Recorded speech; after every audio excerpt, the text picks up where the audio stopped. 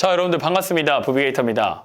이번에는 평범한 직장인이 1억 버는 방법이라는 주제를 여러분한테 알려드릴 건데, 진짜 실제로 평범한 진짜 1억 모으려면 얼마나 걸릴까요? 보통 뭐 연봉이 3천만 원 가정하면은 저축 뭐 50% 하면은 1년에 1,500 정도 되죠. 1,500이면은 1억 모으려면 최소 6년 이상은 벌어야 되는 건데, 모아야 되는 건데, 이 평범한 직장인이 1억을 그냥 6년, 7년이 아니라 최소 2년 안에 모을 수 있는 방법을 오늘 공유 드려보려고 합니다. 그게 어떻게 가능하냐라고 하실 텐데, 그래서 처음에 여러분들이 많이 하는 건 일단 첫 번째 해야 되는 거죠. 일단 그리고 월급 모으기죠. 예를 들어서 내가 연봉이 오늘 얘기 드릴 사례는 우리 수강생 사례인데 연봉이 한 4천 정도 됩니다. 연봉이 한 4천 정도 되면 이렇게 되는데, 요분 같은 경우는 이제 월급을 모아야겠죠. 근데 최소 50% 이상 그럼 저축을 해야 된다는 겁니다. 왜 이 저축이 중요하냐면 물론 이제 더 버는 방법이 있긴 하지만, 내가 사회초년생이고 평범한 직장인이고 회사를 다닌다고 하면 그 나가는 고정 비용들이 다 있을 거예요. 근데 거기서 분명히 지금 필요 없는 불필요한 지출들이 많이 있을 거예요. 그래서 여러분들 처음에 먼저 해야 되는 거니, 연봉 4천만 원에서 월급을 모아야 되는데 50% 이상은 모아야 된다. 그럼 어떻게? 50% 이상을 어떻게 모을까요? 여러분들이 아까 얘기한 불필요한 고정 비용을 제거하면서,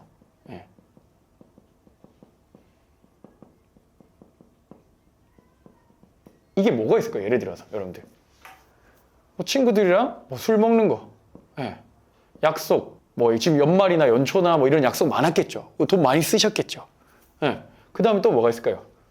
내가 하지 않는 취미, 결제만 하는 거죠. 예를 들어 지금 뭐 새해 PT 또 등록했다, 뭐 새로운 운동 등록, 이거 안 하잖아요.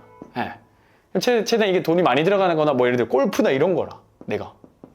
사실 이게 연봉 4천만 원 받는 직장인분들 물론 해도 됩니다. 이거를 지금 제가 뭐라고 하는 게 아니고, 조금 취미가 요 금액대에 맞는 취미는 아닐 수 있다라는 저는 얘기를 좀 하고 싶어요. 목표가 이거라면, 제가 얘기한 목표가 이거라면이에요. 뭐 이렇게 가끔 댓글 다실 수도 있어요. 아니 골프도 그럼 못하고 평생 그럼 나는 런닝만 하라는 거예요? 아니 그 말이 아니고요. 목표가 이거라면요, 잠깐 이런 것들 고정비들을 제거하면서 월급 모으는 거를 한번 시간을 들일 수 있다라는 얘기를 하는 겁니다. 자, 그랬을 때 이런 것들 있죠. 취미부터 또 뭐가 있을까요? 뭐 택시 타는 것부터, 그렇죠? 어디 가서 택시, 명품, 쇼핑 등등, 이런 것들에 대한 거를 제거하자라는 겁니다. 그렇게 되면 최소 50%는 무조건 해요. 뭐 자취를 한다고 하더라도 식비에서 뭐 조금 일부 아끼고 뭐 이렇게 하면은, 뭐 저 같은 경우는 90%까지도 극단적으로 했으니까 뭐 그렇게 하라고 하는 거 아니고, 여기서 더 할 수 있는 사람은 더 해도 되고요. 우리 최근에 모임 했을 때 여쭤봤더니 70% 이상 하는 분들 비율이 그래도 한 20% 정도 되더라고요. 보는 소득이. 대단하신 거죠. 50%도 한 절반 정도 돼요. 지금 이 영상 보시는 분들 중에 절반 이하는 50%도 안 하고 있다는, 그럼 이거부터 일단 먼저 점검을 해야 돼. 우리가 평범한 직장인이라 했을 때 1억을 벌기 위한다면. 그래서 이거부터 먼저 여러분 점검을 해서 월급 모으는 거를 늘려나가자. 그럼 뭐 2천만 원 1년에 모으겠죠. 그럼 아까 얘기한 대로 시간이 한 5년 정도 걸리는 거예요. 그냥 월급만 모으면. 그럼 아까 제가 얘기한 요거를 시간을 1, 2년으로 단축하겠다라고 했어요. 1, 2년으로. 그럼 여기 물음표가 있죠, 물음표. 이걸 뭘로 할까요? 투자를 하겠다라는 겁니다. 투자. 근데 이 투자가 그냥 하는 게 아니에요. 근데 여기 또 재미있는 게, 이 투자를 제가 요즘에 우리 수강생들한테 자산 현황 관리표를 받아요. 1대1로 그걸 피드백해 드리는데, 자산 현황 관리표는 뭐냐면 내 연봉, 대출 상황, 어디에 투자하고 있는지, 어떤 자산 투자했는지, 투자 성과는 어떻게 되는지, 이런 것들을 샅샅이 제가 다 봤습니다. 그러면은 23년에 받았을 때랑 24년에 받았을 때랑 되게 많이 달라졌어요. 포트폴리오가. 어떻게 달라졌을까요, 여러분들? 지금 원래 기본적으로 주식은 많이 해요. 부동산 투자를 안 했더라도 주식 종목들은 다 뭐 보통 국내가 많았어요. 그때 당시에는 23년에는 삼성, 하이닉스 뭐 이런 거 있죠. 대표적인 거. 카카오. 다들 아픈 손가락이겠죠, 지금은. 어쨌든 이런 게 많았어요. 근데 24년에 와서 보니까 어떻게 뭐가 생겼냐면, 비트코인. 코인 보내주시는 분의 30% 이상이 비트코인을 가지고 있어요. 꼭 비트뿐만 아니라 알트코인이든 뭐든. 그러니까 무슨 말이냐면, 그 연도에 따라서 그 시장 상황에 따라서 보유하고 있는 종목들이나 투자하는 종목들이 달라지더라라는 겁니다. 근데 요거를 왜 얘기 드리냐면요, 쉽게 할 수 있어요. 근데 수익률이 좋은 분은 아까 이제 10%도 안 됩니다. 10%가 안 돼요. 여기다 마이너스인 분들이 더 많습니다. 이 투자를 저는 그래서 누구나 적당히 성공할 수 있는 게 뭘까를 고민해서 제가 한 게 바로 어떤 거예요? 바로 부동산 경매 투자잖아요.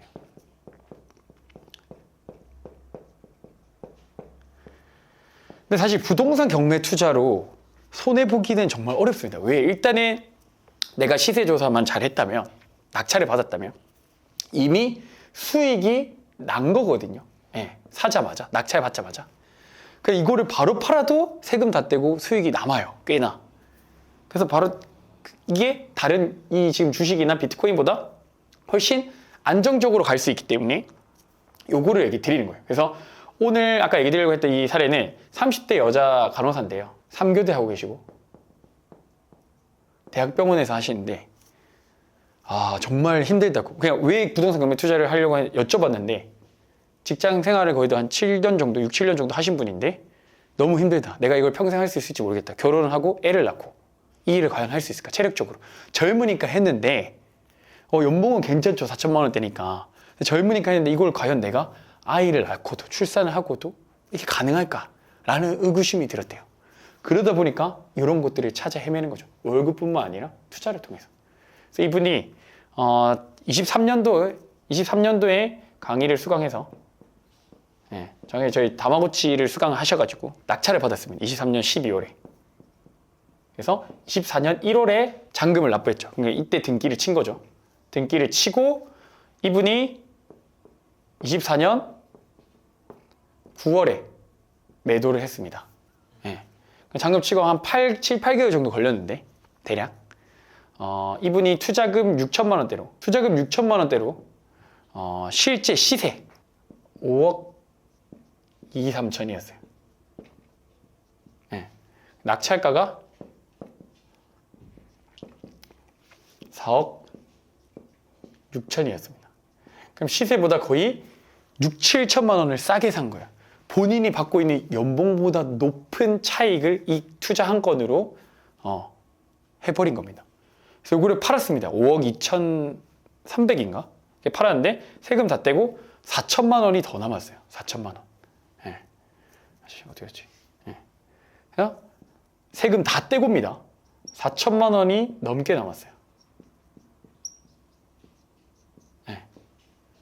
이 한 건 투자로. 근데 이거는 어떤 거예요, 원래? 연봉 4천만 원이죠.